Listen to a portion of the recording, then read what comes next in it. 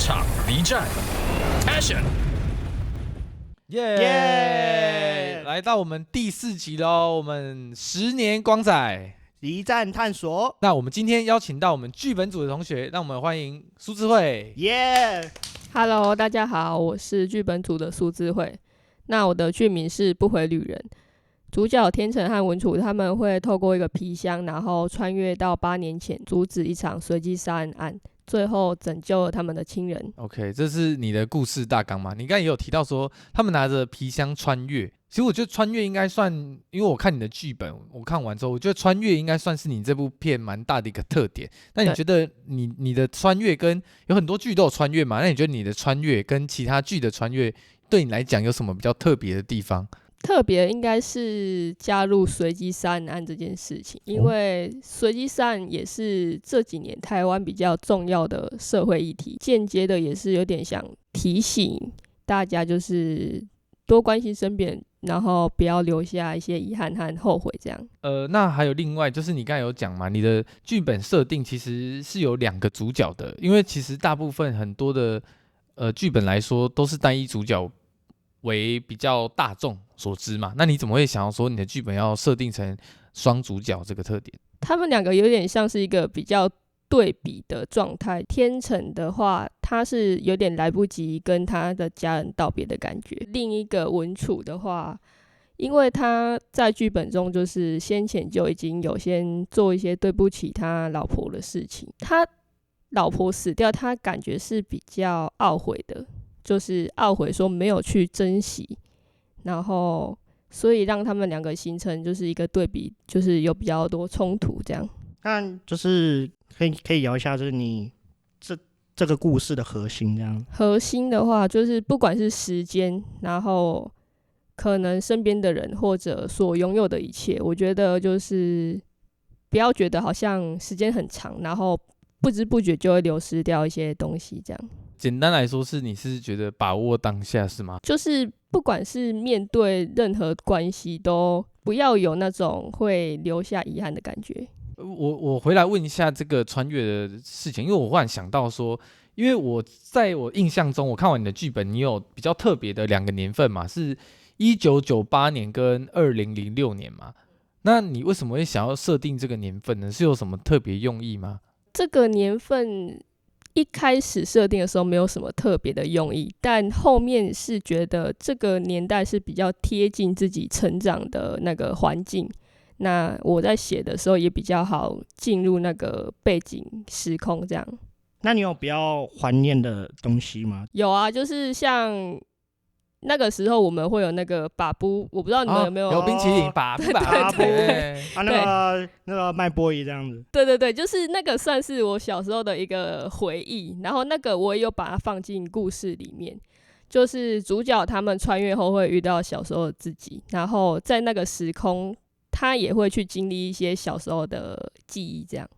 其实应该是这么讲，我觉得穿越它是需要很强的逻辑性，跟你到底能不能把那个角色回到当时那个点，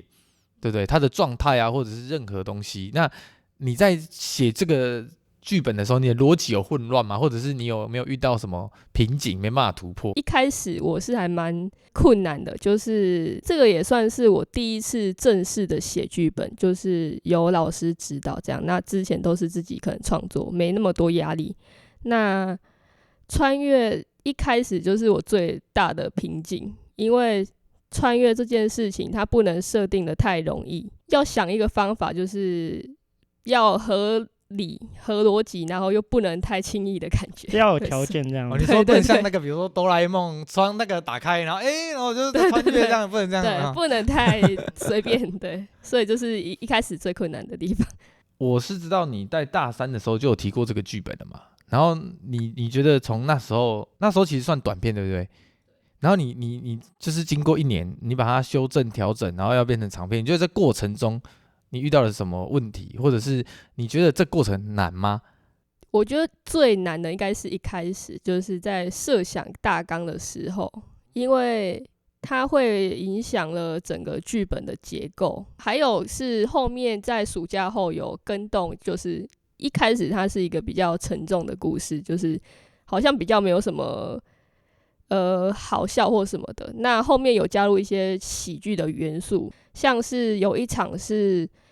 小时候自己他是一个很爱玩电玩，然后喜欢跟朋友一起去网咖打电动的小孩，然后他穿越后就是跟踪着小时候自己一起去网咖。他一开始也不相信这个是长大后的他嘛，那他去玩一玩，他就长大后的他就坐在他旁边，就是他在玩游戏的过程中，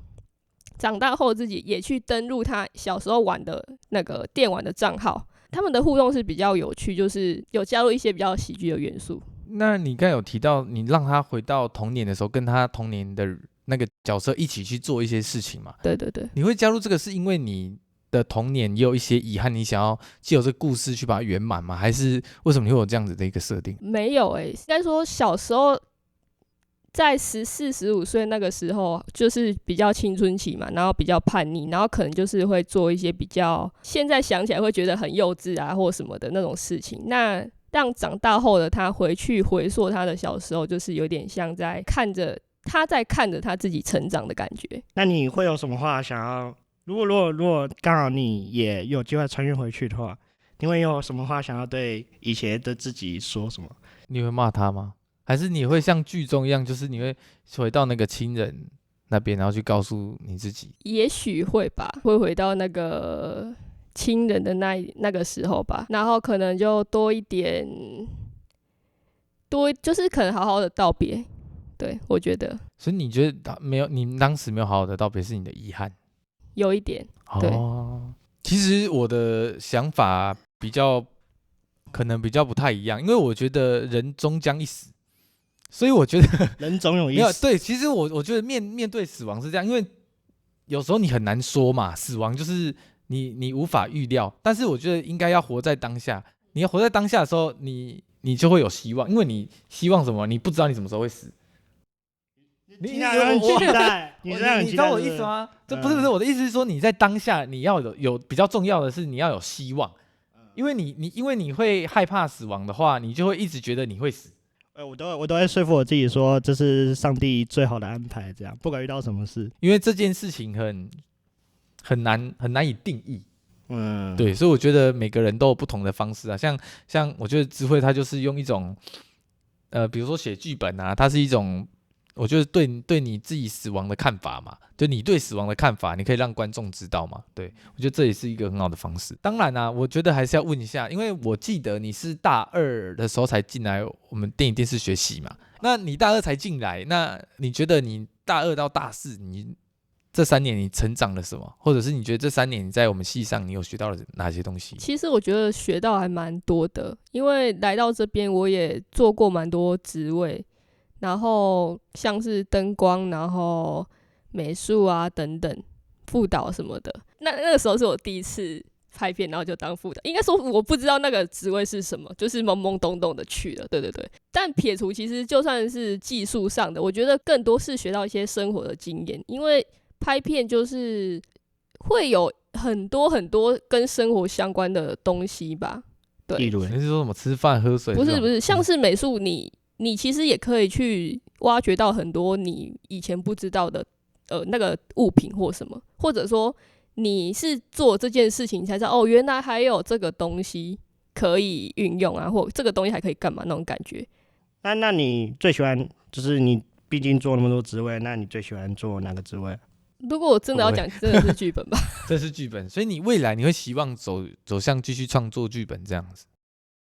我会想，但是当然也会考量现实的一些因素嘛。就是如果有机会有办法的话，我还是会想继续创作。OK 很好很好，保持创作的热情。你可以告诉那个观众没有，你未来你可以看影片，哇，当时我还这么有热情。对啊，很好很好。我觉得差不多进入尾声了啦。我们今天也聊了非常多，我觉得当然我们还是要邀请我们来宾宣传一下我们的毕业影展，来吧，好吧。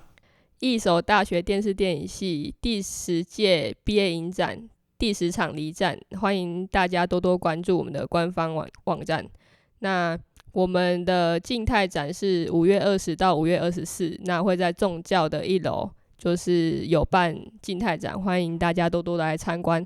那5月20到5月26是我们的线上影展，也欢迎大家订阅我们的 YouTube 频道，然后按下小铃铛，然后多多帮我们关注，谢谢。我想特别的感谢一下我的指导老师，就是景明老师，然后就是在我鼓励我，然后陪伴我，那也很细心的教导我，就是关于写作的一些方法，那让我可以完成这个剧本。那我也想感谢另外2位老师，是君琪老师还有志强老师，就是在我初期剧本的时候，是他们有给他们看过剧本，然后他们有给我一些意见，那也对我帮助很大，所以也想在这边谢谢他们。好，谢谢大家，记得关注我们啊！如果对苏智慧的《不回旅人》剧本有任何问题，也欢迎到静态影展可以找他哦。好，我们今天节目就到这边啦，拜拜，谢谢，拜拜，下期见，拜拜。